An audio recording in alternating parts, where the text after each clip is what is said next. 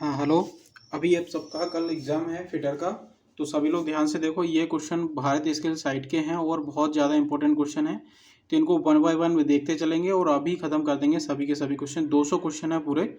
इन 200 question को कर लेते तो आप बेसिक क्वेश्चन जो आएगा फिटर का वो आप कर लोगे, ठीक है ना। तो सबसे पहला क्वेश्चन है, माइक्रोमीटर में डेटम लाइन और ग्रेजुएशन को खाली स्थान पर अंकित करते हैं।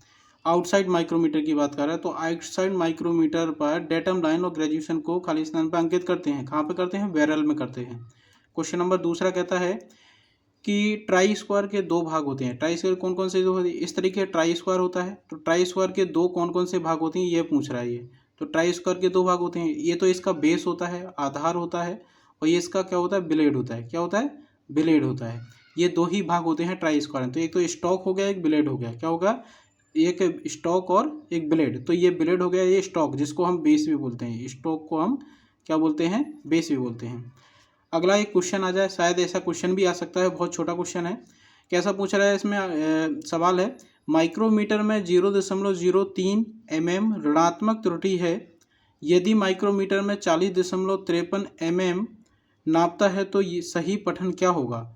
मतलब अगर आप माइक्रोमीटर में 0.03 की ऋणात्मक त्रुटि है और माइक्रोमीटर का जो रीडिंग है वो है 40.53 mm, तो सही पठन क्या होगा? हमें क्या करना पड़ेगा? जो भी उसका रीडिंग है उसमें हमको उसकी जो ऋणात्मक त्रुटि है वो जोड़ देनी होगी। जोड़ेगा तो 40.56 आंसर आएगा, जो कि इसका 56 आंसर हो जाएगा। तो जब ऋणात्मक होती है तब हमें उसकी रीडिंग के अंदर उसको जोड़ना होता है। जब धनात्मक अगर त्रुटि है तो उसमें से हमें टोटल में से घटानी होती है। अगर यहाँ ऋणात्मक की जगह पर धनात्मक होता तो हम 0.03 को इसमें से घटाते, तब हमारी एक्चुअल में रीडिंग निकलती। तो इसका आंसर सही है ये 40.56। ठीक है। अगला क्वेश्चन क्या आया है, जब का बना वर्कपीस को ड्रिल करते हैं तो केरोसिन तेल का उपयोग प्रशीतन के रूप में करते हैं। जब हम एल्युमिनियम की ड्रिलिंग करेंगे, ध्यान रखें, जब हम एल्युमिनियम की ड्रिलिंग करेंगे तब हम शीतलक के रूप में, मतलब लुब्रिकेशन के रूप में कौन सा प्रयोग करेंगे? कूलिंग एजेंट के रूप में किसका प्रयोग करेंगे? वो है केरोसिन, मिट्टी के तेल का प्रयोग करेंगे जब हम एल्युमिनियम के लिए करेंगे। ध्यान रखें।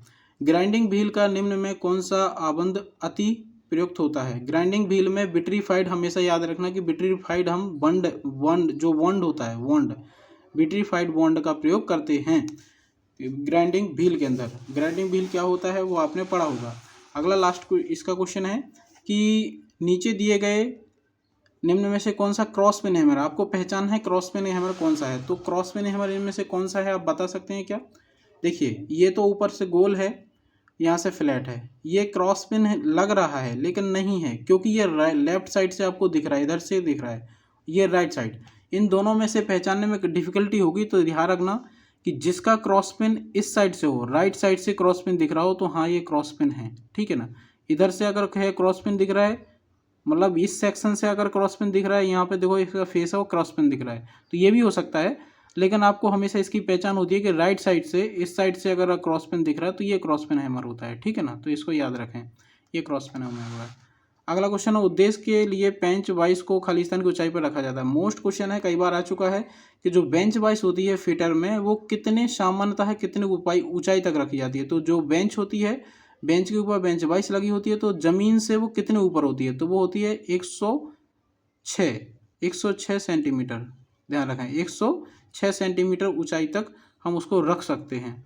अगला क्वेश्चन है, नीचे दिए गए आरेख में मशीन को पहचाने। हमें इस मशीन को पहचाने की मशीन कौन सी मशीन है? तो ये कौन सी मशीन है? स्लॉटर मशीन है। कौन सी मशीन है? स्लॉटर। स्लॉटर क्यों है? क्योंकि देखो यहाँ पे एक सिंगल पॉइंट कटिंग टूल लगा है, ये देखो इस तरीके से टूल लगा है। ये क्या करेगा? स्लॉट काटेगा किसी सीट के अंदर, किस तरीके से? इस तरीके से स्लॉट काटेगा। ये होते हैं स्लॉट। ये क्या है? स्लॉट काट रहा है। कोई भी स्लॉट कहीं पे भी काटना है तो इस तरीके से स्लॉट काटेगा। ये सिंगल पॉइंट कटिंग टूल लगा हुआ है। देखो यहाँ पर रैम है।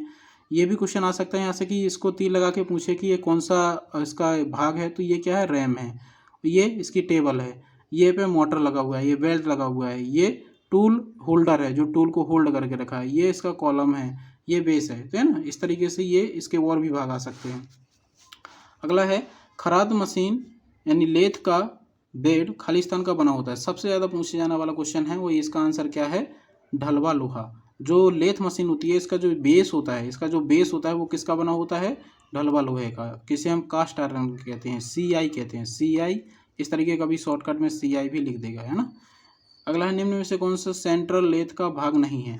ये क्वेश्चन पूछा गया, सेंट्रल लेथ पूछा है ना, सेंट्रल लेथ, लेथ की हमेशा लेद लिखा है, फिर भी आपको लेथ पढ़ना है क्योंकि इंग्लिश में क्या लिखा है इधर, लेथ लिखा है, यहाँ लेथ लिखा है, थोड़ा सा इन्हें डिफिकल्ट यहाँ पे थोड़ा सा चेंज कर दिया, लेकिन लेथ लिखा है ना। तो इसका आंसर इसमें देखो, ये आप इसको देख के पता चल सकता है कैसे, ये आर्बर है, क्योंकि आर्बर हमेशा मिलिंग मशीन में होता है, लेथ मशीन में आर्बर नहीं होता है, ठीक है ना। तो यहाँ पे इसका आंसर, हमने उसमें पूछा है कि लेथ मशीन का कौन सा भाग नहीं है, तो वो कौन सा भाग नहीं है, आर्बर नहीं है, ध्यान रखें, ठीक है। तो अभी हम यही 10 क्वेश्चन करते हैं, अगले वीडियो में उसको और करते हैं आगे।